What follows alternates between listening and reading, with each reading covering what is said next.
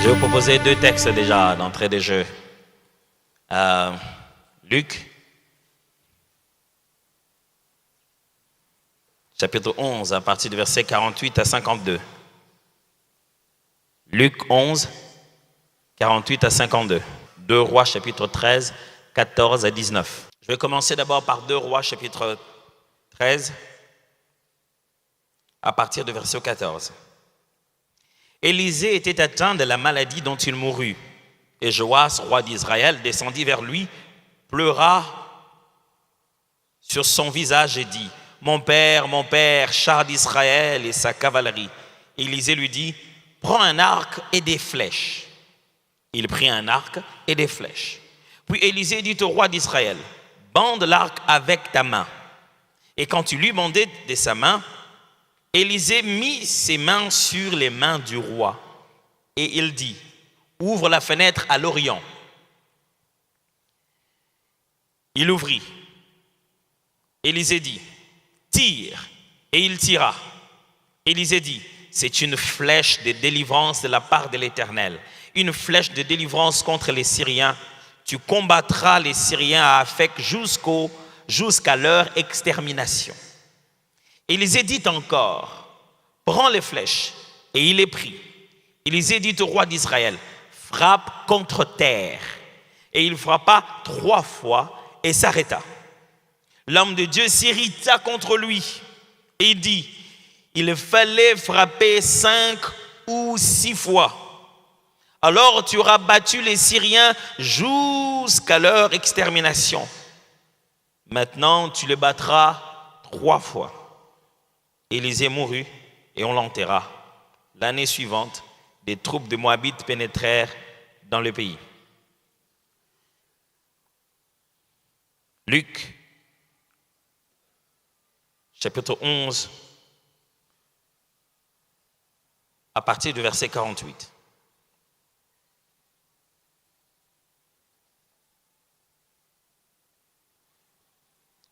Vous rendez donc témoignage aux œuvres de vos pères et vous les approuvez, car eux, ils ont tué les prophètes et vous bâtissez leurs tombeaux.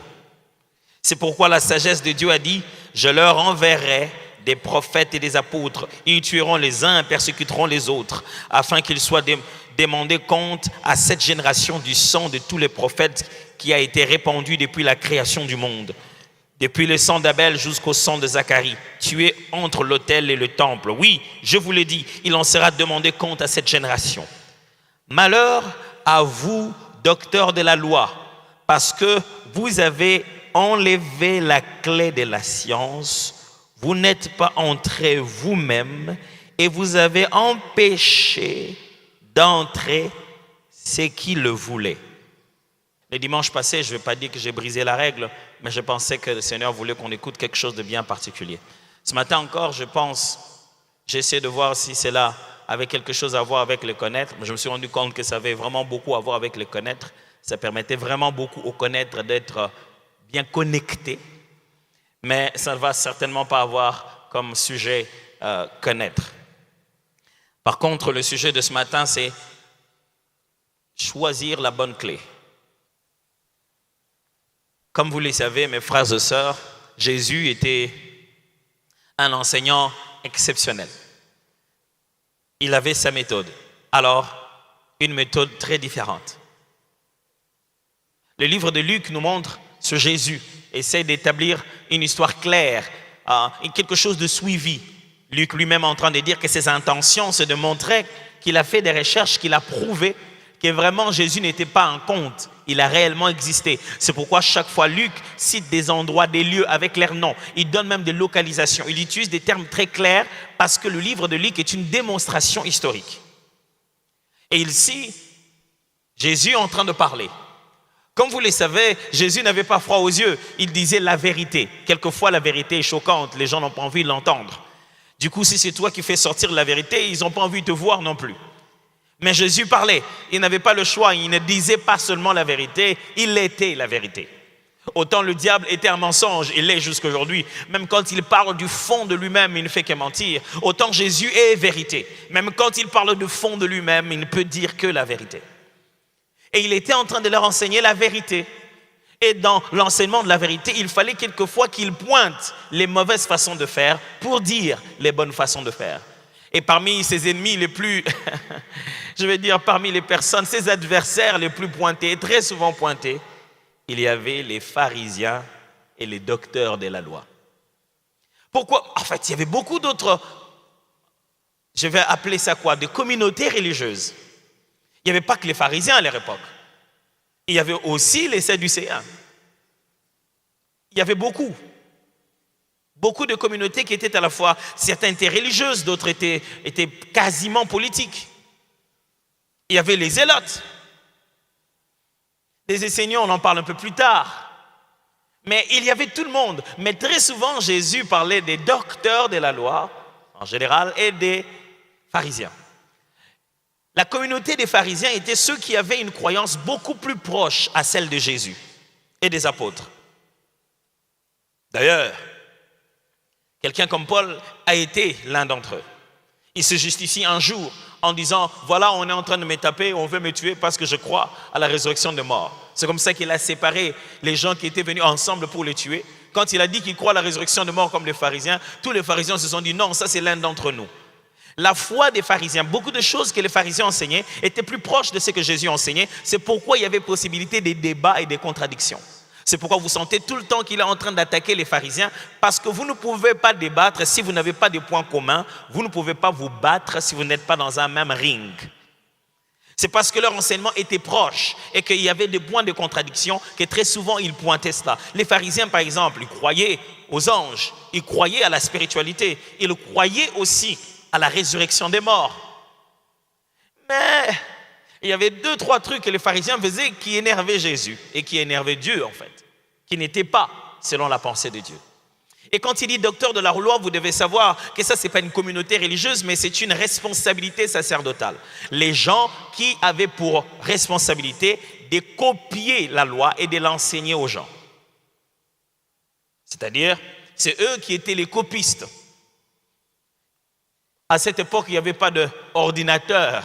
On ne pouvait pas mettre ça dans les clouds. Tout était écrit sur des papiers. Il n'y avait pas de machine à écrire. Donc, il y avait des gens qui avaient comme spécialité de prendre le texte dans ce papier qui a commencé à vieillir et de l'écrire dans un autre papier qui est encore assez jeune et qui va durer. Et non seulement ceux-là, on les appelait les scribes. Et ce qu'on appelait les docteurs de la loi, c'était ceux qui étaient des interprètes officiels des Écritures. Ceux que l'on pouvait trouver dans les temples qui pouvaient les aider à expliquer la vérité qu'il y avait dans la loi. C'était eux qui enseignaient le peuple, qui leur disaient « ça veut dire ceci, ça veut dire cela ». Qui leur montraient toutes les lois d'Israël, comment les appliquer vraiment. Et Jésus ici, il a commencé un peu plus tôt dans ce chapitre 11 à s'attaquer aux pharisiens d'abord. Ah, vous savez, Jésus, il ne ratait pas les gens. Tombeau blanchi. Vous êtes dehors, tout blanc, tout bien, pendant que dedans, vous ne faites rien. Il dit, vous prenez tout le temps à laver les dehors. Et vous ne regardez pas le dedans. Vous savez comment il commence toute cette cérémonie? On l'a invité chez quelqu'un. Chez un d'entre eux, il est entré. Quand il arrive, le monsieur constate que Jésus ne s'est pas lavé avant de commencer à manger. Donc, il n'a pas fait la cérémonie d'ablution avant de manger. Bon, Jésus, on dirait, tu n'as pas lavé, tu n'as pas fait tous les lavements de tout ça avant de manger. Du coup, elle dit, vous les pharisiens hypocrites que vous êtes tout le temps là à essayer de laver les choses de dehors et vous ne lavez pas ce qui est dedans. Vous voulez laver les plats, mais vous ne lavez pas les cœurs. Il commence à leur dire, le problème entre Jésus et les pharisiens, c'est que les pharisiens avaient changé la priorité. Ils commençaient à donner plus de priorité à l'extérieur, aux actes posés physiquement qui donnent l'impression de religion, qu'à l'intérieur qui est la véritable motivation. C'était ça le débat. Vous savez quoi? La secte des pharisiens ou la communauté des pharisiens, on n'en parle pas trop. Mais je suis prêt à vous parier que dans le christianisme, nous avons des chrétiens pharisiens. Mais là n'est pas mon sujet. Alors, Jésus commence à en parler. Quand il en parle, il a tellement dit des choses sur les pharisiens que les docteurs de la loi se sont fâchés. Ils ont dit, mais maître, si tu dis comme ça, tu ne sais pas que tu es aussi en train de nous offenser. Et justement, vous aussi, Et là, nous venons de lire, c'est au moment où il se tourne maintenant vers eux. Il dit, vous aussi, vous, les docteurs de la loi, les enseignants de la loi. Et une des choses qu'il est en train de leur dire ici, contre lequel il dit, vous avez enlevé la clé de la science. Quand vous lisez dans Luc, vous avez l'impression, il dit quoi? Quand vous lisez dans Matthieu chapitre 23 au verset 13, vous voyez clairement de quoi il est en train de parler. Il dit, j'ai dit Matthieu 23 verset 13, il dit, vous avez enlevé la clé du royaume, la clé de la connaissance du royaume. Vous avez la responsabilité d'enseigner les gens. Selon Jésus, l'enseignement ou les vérités spirituelles peuvent être appelées des clés. Souvenez-vous, je vous parle de choisir la bonne clé. Selon Jésus, chaque vérité spirituelle enseignée de la parole de Dieu est une clé. Et une clé est une forme d'autorité spirituelle. Ça vous permet d'accéder à quelque chose que Dieu a placé. Et il a dit, vous, les docteurs de la loi, vous avez pris les clés, vous les avez enlevées de la serrure. Non seulement vous n'êtes pas entrés vous-même, vous empêchez même ceux qui veulent entrer d'y entrer. Selon Jésus, lorsque la parole de Dieu n'est pas bien enseignée, votre enseignant prend la clé et vous empêche d'accéder à quelque chose que Dieu vous propose.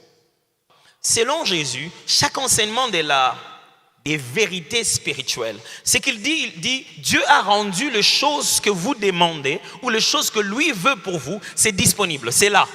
Entre vous et ces choses se trouve une porte.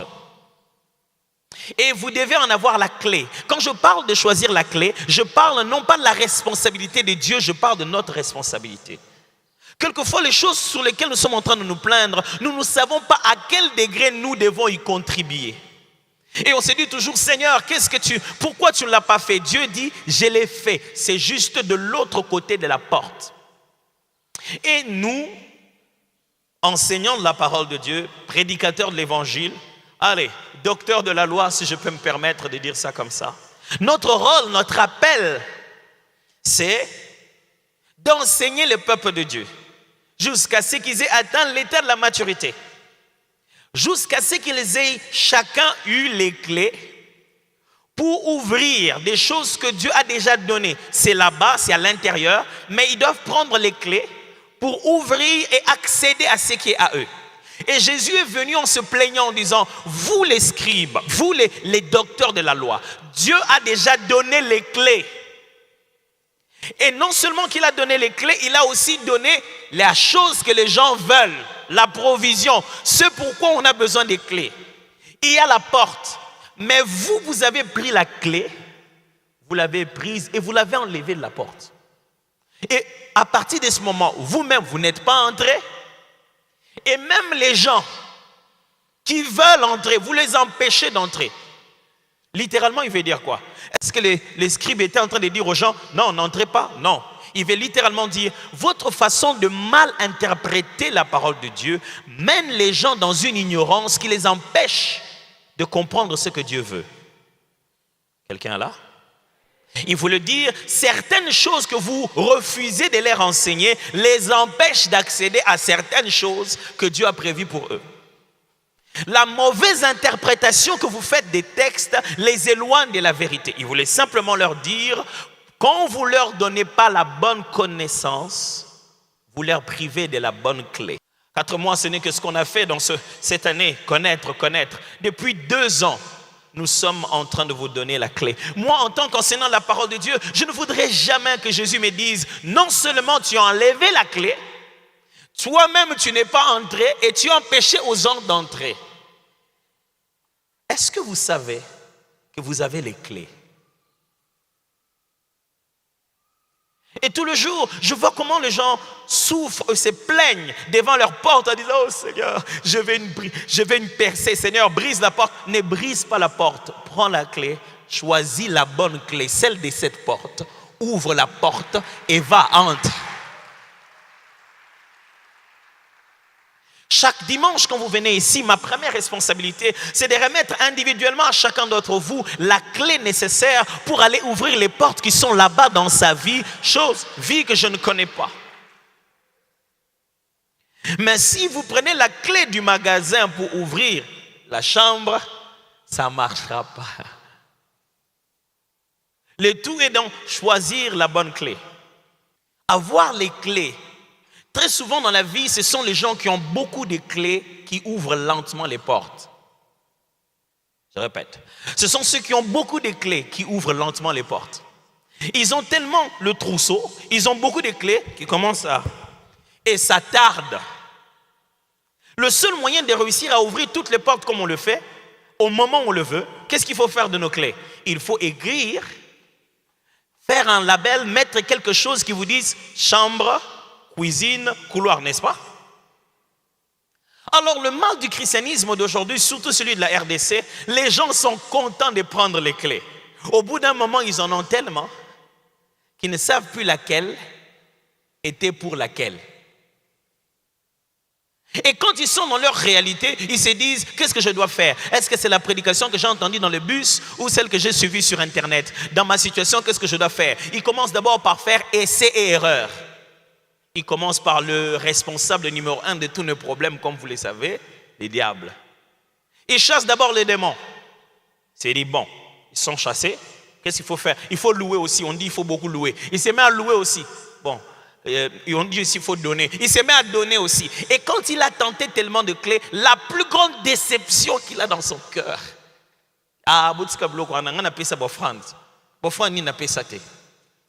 Il veut simplement dire, j'ai essayé des clés, mais tu n'as pas essayé la bonne clé. Cette clé est vraie, garde-la, mais c'est à la porte qu'il faudra pour aller l'utiliser. Jésus donnait 3 types de clés quand il enseignait. Il donnait ce qu'on appelait des clés spirituelles, il donnait ce qu'on appelait des clés morales et il donnait ce qu'on appelait des clés sociales. Je répète, des clés spirituelles. Il enseignait des principes spirituels, c'est-à-dire des choses qui fonctionnent en esprit. Par exemple, il leur dit, lorsqu'un esprit mauvais sort d'un corps, il va dans les lieux arides jusqu'à ce qu'il puisse revenir. Et regardez l'endroit où il était avant. Quand il le trouve propre, eh bien, il va chercher 7 autres esprits, une façon de dire beaucoup d'autres esprits, plus méchants que lui. Ça, c'est une clé spirituelle. Il explique aux gens comment ça se passe spirituellement. Que faire, que ne pas faire. Il parle par exemple des clés essentiellement sociales. Il dit, lorsque vous venez dans une fête, n'allez pas vous précipiter à vous asseoir au milieu de tous les autres convives. Parce qu'il est possible que le propriétaire de la fête qui vous a invité ait d'autres personnes plus importantes. De peur qu'il vienne vous dire, lève-toi d'ici, je vais faire asseoir quelqu'un d'autre. Il donne une sagesse de vie sociale. Il donnait des notions de vie morale. Il disait par exemple, il est écrit, vous savez qu'il est écrit, tu ne commettras pas d'adultère, mais moi je vous dis, celui qui regarde une femme d'autrui, la convoite déjà dans ses pensées, commet l'adultère avec elle.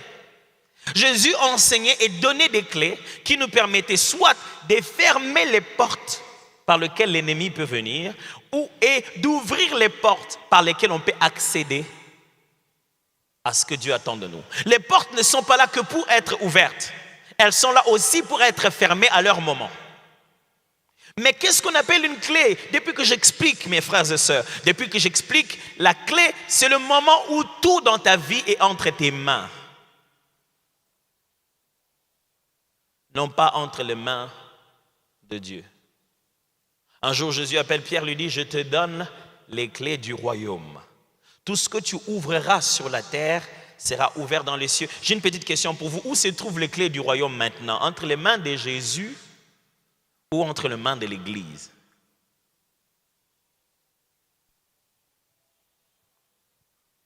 Il appelle Pierre et dit, je te donne les clés du royaume. Ce que tu ouvriras sur la terre sera ouvert dans le ciel. Vous voyez, nous tout ce que nous pensons que c'est ce qui sera ouvert dans les cieux qui sera ouvert sur la terre.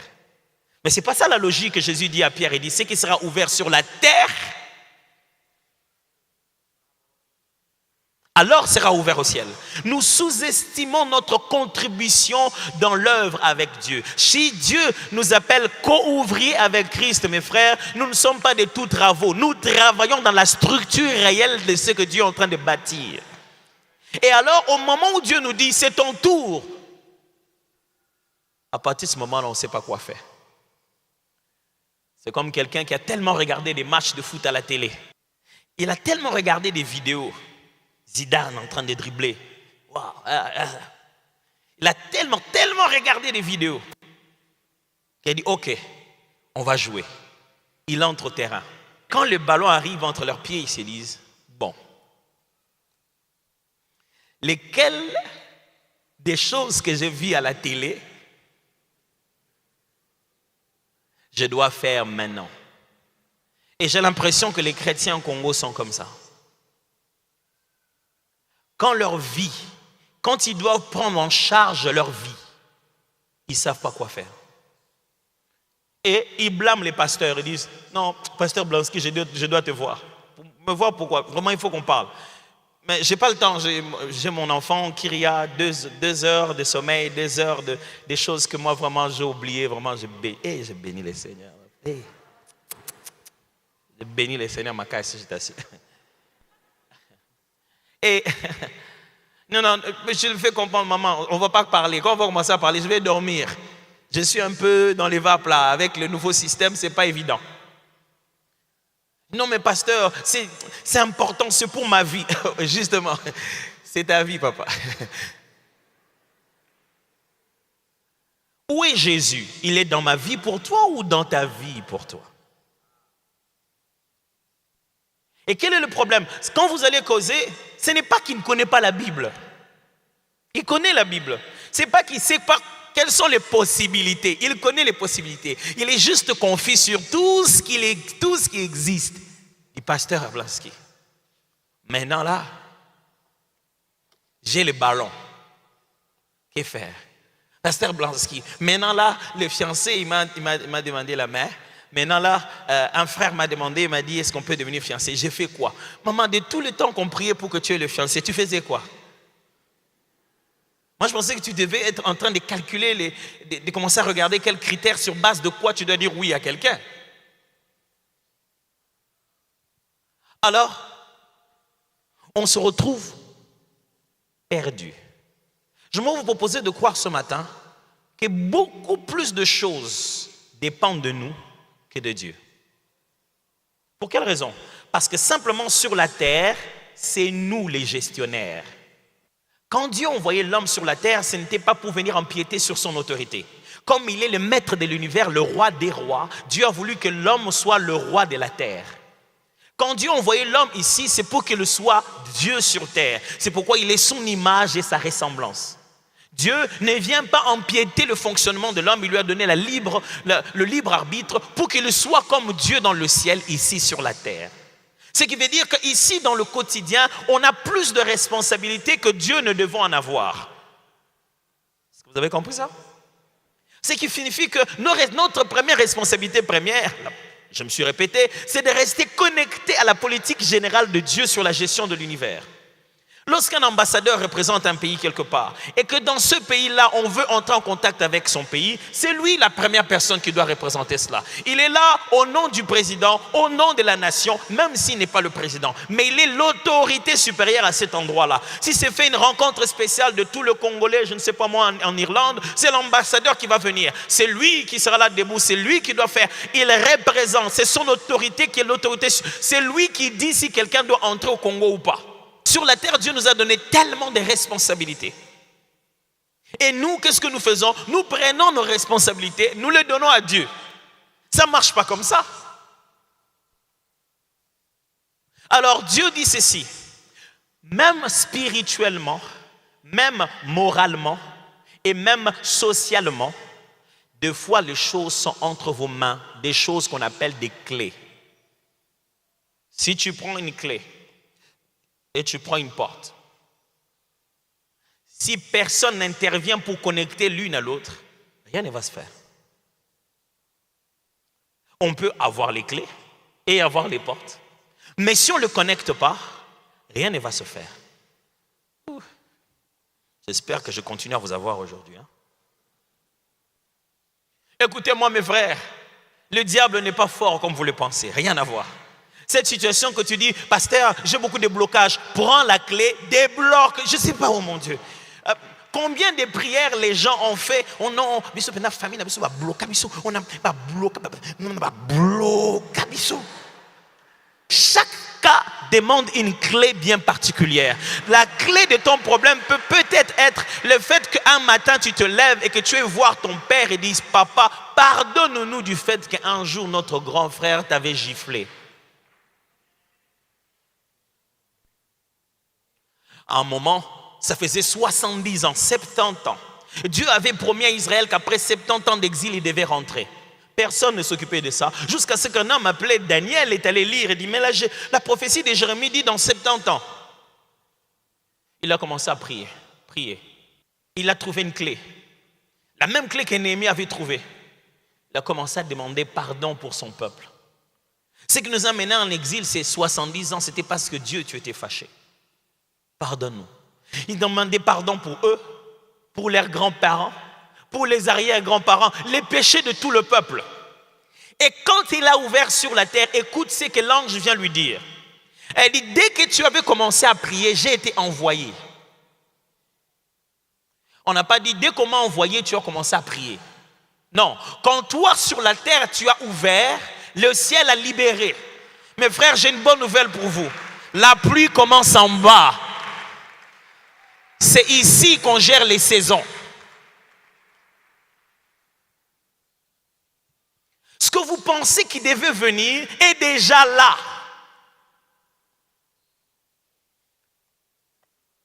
Élisée était en train de mourir. Il était devenu vieux. Comme quoi, Dieu, il vous donne des dons exceptionnels, mais des fois vous avez besoin de les utiliser sur vous-même. Comme ça ne vous appartient pas, Dieu le fait comme il veut. Cet homme, il était fort, guérissait des malades, ressuscitait des morts, ressuscitait un enfant. Il était un prophète puissant comme pas possible.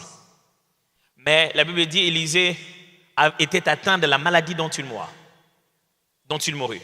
Donc il était malade et il était vieux. Le roi Joas, le roi d'Israël, est venu le voir, il pleurait. Ah, mon père, char d'Israël et sa cavalerie. Ce n'est pas d'aujourd'hui que je vais expliquer ça. Et quand Élisée l'entend, entre nous, Élisée c'est un homme, ce n'est pas une femme. Quand Élisée l'entend, je sais que les gens pensent qu'Élisée c'est le féminin d'Élie. Non. Quand Élisée l'entend, il dit,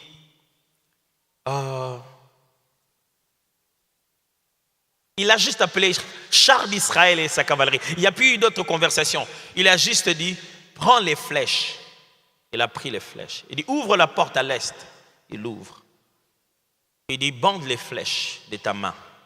Et il prend sa main, il met sur la main du prophète. Il met sur la main du roi Josias. Il dit, lance. Il lance la flèche dehors par la fenêtre à l'Orient. Il lui dit, cette flèche, c'est la flèche de délivrance. L'Éternel va libérer son peuple. Tu vas gagner la bataille. Tu vas exterminer ce peuple. Waouh! Il venait de lui donner une clé spirituelle. Il venait de lui faire comprendre, en lui imposant même les mains sur ses mains, en l'aidant à faire pour la première fois, il vient de lui montrer que cette guerre que tu vas aller te battre demain après demain ne se bat pas avec les nombres de personnes et les armes physiques. Mais c'est celui qui aura une supériorité spirituelle qui gagnera la bataille. Et ce n'était pas là qu'Élisée a inventé ce principe. Ce principe est divin. Celui qui a les mains levées sur une montagne est en train de manipuler un combat dans la vallée. Quand il baisse les mains, le combat commence à être perdu. Quand il le maintient, le combat commence à être gagné. Ça a toujours été spirituellement qu'on gagne la bataille et non pas par le nombre. Ce principe, ce n'est pas seulement Élisée qui le dit. Jusqu'à ce qu'on arrive à Gédéon, Dieu lui dit, je veux que tu puisses réduire le nombre. Sinon, le peuple croira que c'est à cause de eux-mêmes qu'ils ont fait ça, c'est à cause de leurs bras. Or, ce n'est pas à cause de leurs bras. Il vient de lui démontrer quelque chose. Les lances que tu tiens entre tes mains ne sont pas physiques seulement. Ces flèches-là que tu as, au moment où nous sommes en train de faire le geste prophétique, ces flèches-là signifie plus que des flèches. Oh mon Dieu, aide l'Église à comprendre. Quand tu as donné un principe, qu'ils ne mettent pas ça à l'école dans leur diplôme et dans leur intelligence. Frère, vous ne venez pas à l'Église pour faire la science. Nous ne sommes pas dans la science. Nous sommes dans une logique des dieux. Et quand vous voulez faire les choses avec Dieu, faites-les dans la folie de la manière dont il les révèle. Ne ramenez pas Dieu à devenir sensé. Il n'est pas sensé, il est Dieu. Ne lui donnez pas une forme acceptable. C'est à nous de nous adapter à ce que Dieu a dit. Même si ça peut paraître une folie. Alors il lui dit. Le premier geste, il l'a guidé. Comme nous faisons tous les jours ici. Quand nous enseignons sur une chose, nous prions. Prions pour les malades. Prions exousia. À combattre ses ennemis. Prions ensemble. On fait ces gestes avec vous. Pas pour dire que c'est ici que se font les spectacles. Mais pour vous montrer comment ça marche. Et Élisée lui dit, fais fonctionner les choses. Il dit, c'est ton tour, prends les flèches. Il prend les flèches. Il dit, frappe par terre. Il ne lui a pas dit combien de fois, il lui a dit les flèches au pluriel. Les gars, il veut être modéré. Il veut être normal. Mes frères et sœurs, si vous voulez être normal, pourquoi vous cherchez Dieu? Allez seulement être normal. Si vous voulez chercher Dieu, c'est pour avoir des résultats divins. Alors il lui dit, ok, on va, vas-y frappe, c'est ton tour. Il prend. Il dit frappe par terre, pas dehors, cette fois-ci c'est par terre. Il le prend une fois, chip, chip, chip. Il arrête 3 fois. La Bible dit, le prophète s'est fâché.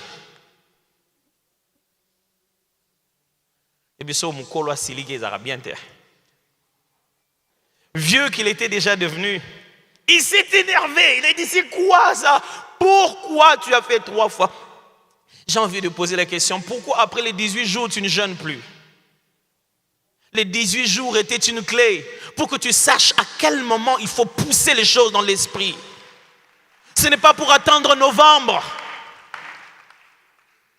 Et maintenant, tu as laissé au diable le temps, lui, de fonctionner de novembre l'année passée jusqu'à novembre l'année prochaine, de cette année. Alors tu vas dire, oh Seigneur, je t'avais prié l'année passée, en novembre, la clé. Pourquoi tu es rentré? La dernière fois, on a parlé, fortifie-toi, prends courage, fortifie-toi. Je vais vous expliquer comment vous fortifier. Pourquoi tu ne l'as fait que 2 fois pendant la semaine? Pourquoi tu n'as fait que 2 fois? Qui t'a dit d'arrêter de si tôt? Il a dit, tu l'as fait que 3 fois. Il fallait faire même 5, même 6. Alors tu aurais complètement exterminé. Mes frères, si les Syriens n'étaient pas exterminés, à qui la faute? Un exemple. Si les Syriens n'étaient pas exterminés finalement, à qui était la faute? Nous, on allait dire, non, c'est la volonté de Dieu. Si Dieu voulait les exterminer, ils allaient les exterminer. Dieu dit non, c'est la volonté de Josias. S'il frappe 5 fois, 6 fois, il va les exterminer. Mes frères, quelquefois, c'est notre volonté et non pas le ciel. C'est comment nous gérons l'affaire. Et quand vous voulez gérer les clés spirituelles de manière humaine, vous perdez complètement d'espace. Oh Dieu, je t'en supplie, aide le peuple de cette église à tenir leurs clés jusqu'à leurs portes et à les ouvrir avec autorité et accéder à ce que tu attends d'eux. Non, ça ne marche pas comme ça de faire des prières de délestage. Prie un peu.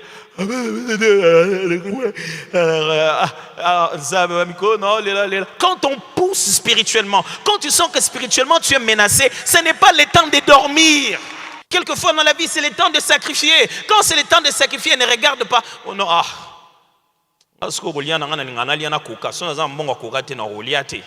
il y a un moment pour boire le coca et il y a un moment pour avoir les moyens d'avoir tellement de coca que tu n'as même plus envie de les boire. Mais il y a un moment, il faut prendre le coca, les jeter dans l'eau parce qu'un jour tu le retrouveras.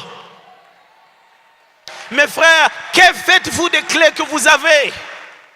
Il n'y a pas d'à peu près dans la clé. On peut avoir des clés de la même fabrication, mais ce n'est pas la même serrure. Au talon, comment on soclo, on appelle soclo. Mais tu essayes, ça ne marche pas. Si ça ne marche pas, ce n'est pas la clé, change. Frère, je prie que dans cette église, vous abandonniez les clés qui ne marchent pas. Vous allez être déçus. Et ce sont les pasteurs qui vont être brimés. Ce sont les prédications qui vont être brimées. C'est la spiritualité qui va être brimée. Et le diable va te dire, alors, si on est ici à l'église, pour ne pas obéir à cette petite voix-là qui est à l'intérieur, pourquoi on est là?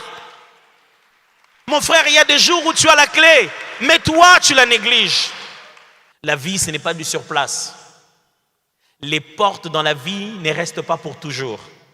Certaines d'entre elles sont là jusqu'à ce que ça part. Le temps que toi, tu te démerdes à chercher la bonne clé, tu dois attendre que la saison revienne. Je vous en supplie. Maîtrisez chaque clé que nous vous donnons. Choisissez la bonne clé. Ma prière à moi pour vous, c'est que cette saison ici, Dieu vous donne de choisir la clé de la saison. Quelqu'un ce matin se sent qu'il est à des doigts de quelque chose de bien doit lui arriver. Il ne sait pas comment ça va se passer. Quand vous savez que quelque chose de bien est sur le point de vous arriver, quelle est la clé? Ça s'appelle la louange anticipative. Fais une retraite d'adoration et de louange seulement. Fais une folie, une nuit, ne dors pas. Mets-toi à danser comme si tu avais ce que tu avais déjà sans l'avoir eu. Quand tu sais que Jéricho est déjà là-bas, on ne se bat pas, on tourne en train de chanter. Elle est déjà là. Quand tu sens que ton temps est arrivé, commence à tourner seulement dans la louange. Père, je te bénis pour la voiture que tu m'avais promis. Je te bénis pour la réponse du boulot que tu m'avais permis. Ça, personne ne va te demander de le faire. Toi-même, à la maison, pas à l'église, à la maison. Minuit, le montre sonne. Tu te lèves même pour 15 minutes. Active la clé qu'il faut. Même pour 15 minutes. Ne fais pas 3 fois ce qu'il fallait faire 5 fois. Ne rate pas ce que Dieu te donne parce que tu te dis, non, mon sens dans côté. Il n'y a pas de sens dans beaucoup de choses, mes frères. Mais ce sont ces choses sans sens qui dirigent tout ce qui a le sens. Quelqu'un sent que ça bloque. Il a essayé, ça bloque. Il a essayé, ça bloque. Il a essayé, ça bloque. Quand tu sens que ça bloque tout chez toi, commence à donner. Développe la mentalité de l'aumône. Commence à penser aux autres. Parce que la mauvaise chose qui arrive quand tout se bloque, on commence à développer la pauvreté, c'est-à-dire la mentalité de croire que ce qu'on a est peu. Et quand vous croyez que ce que vous avez est peu, c'est que vous ne s'aimez plus. Et quand vous ne s'aimez pas, plus le temps passe, plus vous ne récolterez rien. Quand vous sentez que vous êtes bloqué, c'est le meilleur moment de prendre le peu que vous avez. Commencez à faire du bien autour de vous. Et vous serez très étonnés que ceux qui voulaient vous faire du bien, attendez seulement que vous aussi puissiez faire du bien. Je prie Dieu que quelqu'un ne rate pas sa saison. Parce que moi, quand je prie, je la vois venir. Je la vois venir. Je vois venir la saison où tes ennemis vont être exterminés. Ne les gagne pas 3 fois seulement.